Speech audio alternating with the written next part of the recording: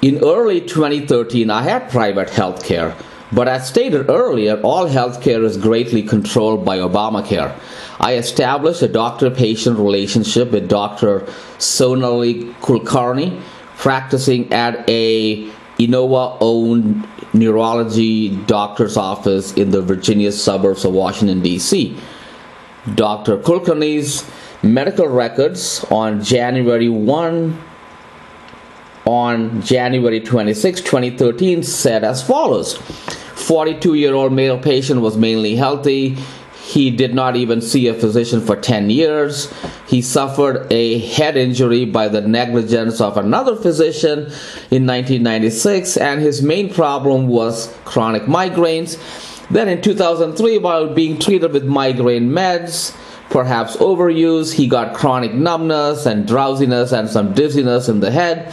So although an unexpected outcome, the new condition knocked out the migraines permanently, so the patient isn't really complaining, but with the new condition, he has difficulty driving continuously for more than 30 minutes, and at work, he can only work for about 6 hours per day with a nap in the middle, and all that he is really here for is to get medical records that can support his need for workplace accommodations.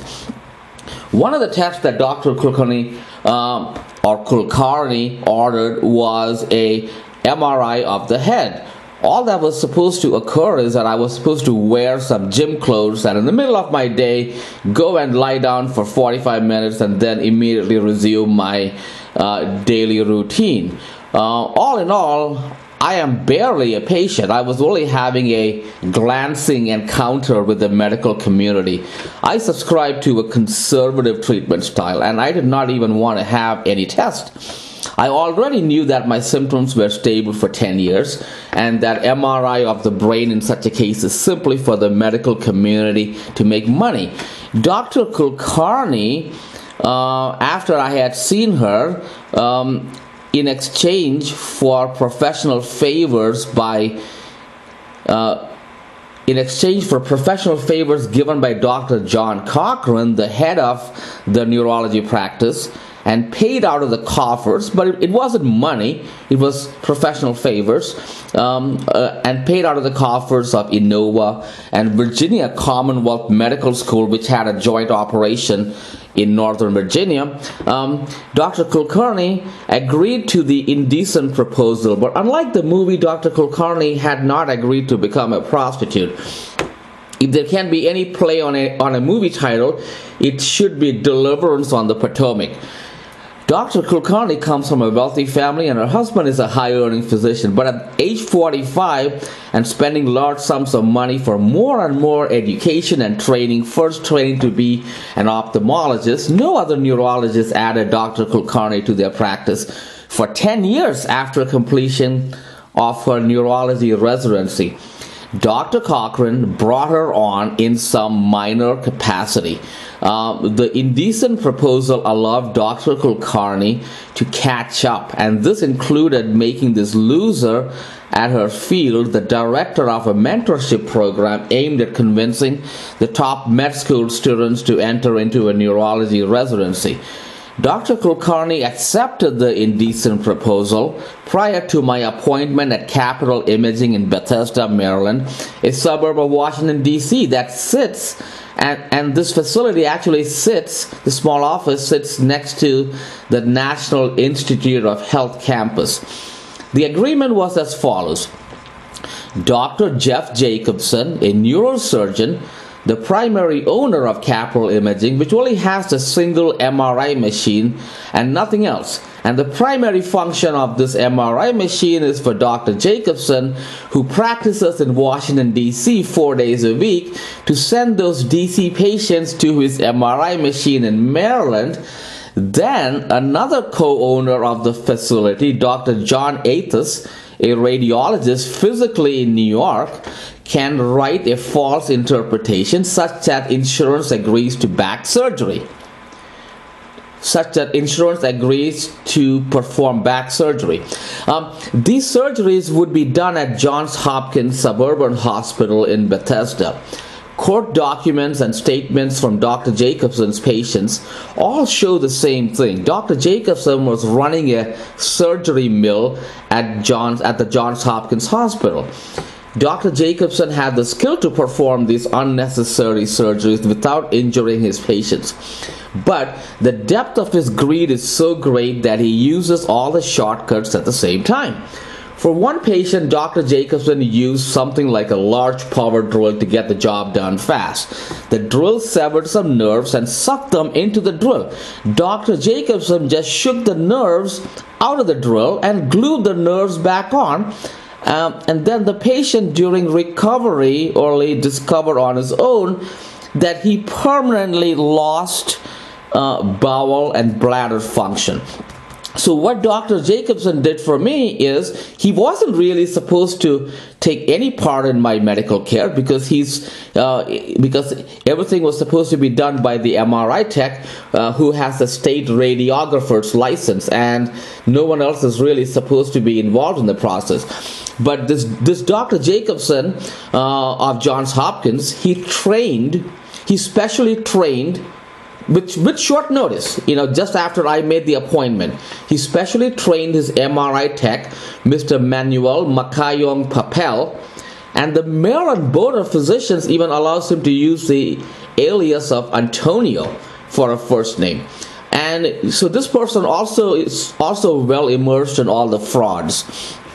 But he trained him to insert a needle through the back of the left hand, navigating through bones and nerves without striking the nerves, because the pain would be so great that no patient would allow it to proceed.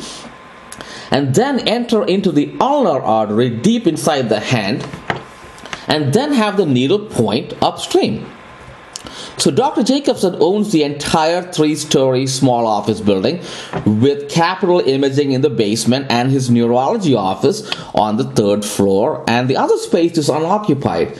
His neurology office is only operational on Fridays. The other days he's at his DC offices. Physicians all have medical assistants, and if at all there is any formal training, it is some certificate course. So a woman in her 30s in the Washington job market of today working as a medical assistant would be said to be something of a dummy. Dr. Jacobson has one such woman who is his lead assistant, who is on the attractive side, and I don't know her name. This dummy is also fully immersed in all of Dr. Jacobson's schemes.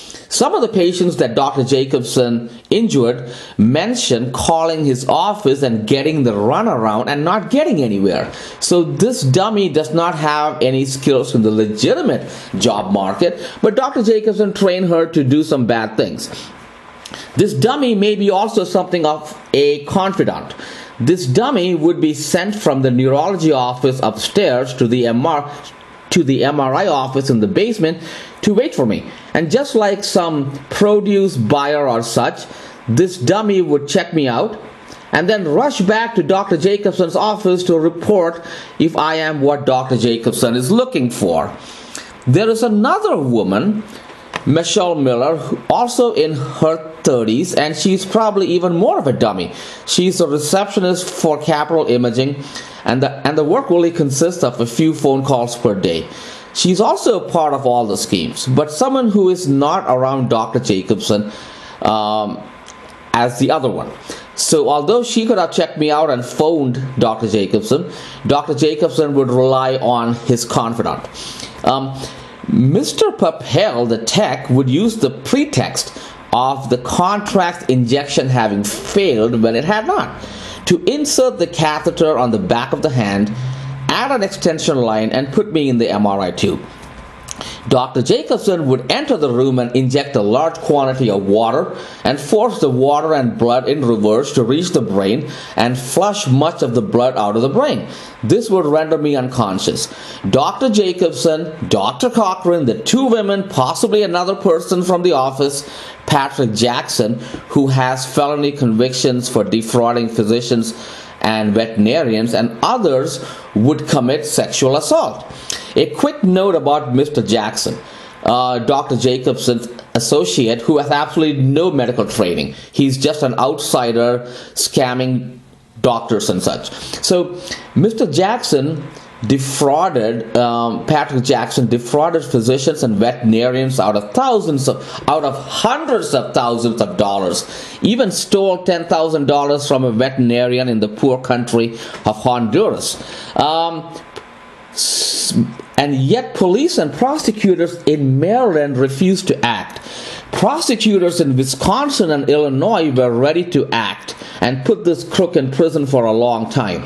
Then all of a sudden, the prosecutor in Maryland wants to prosecute and then gives this crook a slap on the wrist. This looks like some funny business there. Right, just to get this guy out of jail.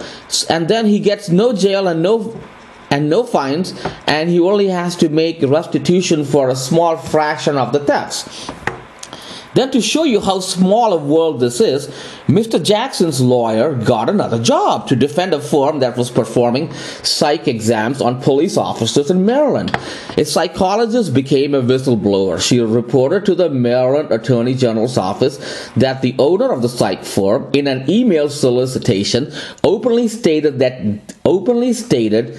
that cheating and shortcuts are allowed, such that all police officers are quickly declared to be psychologically fit, and she can make a quick buck by doing, many exams at the same time. So the Maryland Attorney General's office was the proper, she had gone to the right agency. The Maryland Attorney General's office was the proper agency to investigate, because there was public corruption and public funds involved, and they were cheating the citizens of Maryland. But the Maryland Attorney General lied and said that the State Board of Psychologists was the agency that had jurisdiction. And just months later, it was found that, and so that was, it didn't really go anywhere. And just months later, it was found that the same firm has done the psych evaluations on the Baltimore police officers charged in the death of Freddie Gray, which led to destructive riots. It was also found that the police officer who, while she was admitted to a mental hospital, the psych firm gave a report that she was fit for police work. She came back on the job and within days used a gun issued by the police department to commit suicide. And for my matter, had Patrick Jackson received jail time, then his associates, primarily Dr. Jacobson of Johns Hopkins, would not have been so brazen to commit the violent and sex crimes that they committed. And, after the sex assault was committed over my cold and nearly dead hands, and, had I been conscious, there would have been no deliverance on the Potomac. The paddle, the rifle, the banjo, and the bat teeth would have been sitting up the derrieres of these people. Homie, don't paddle faster.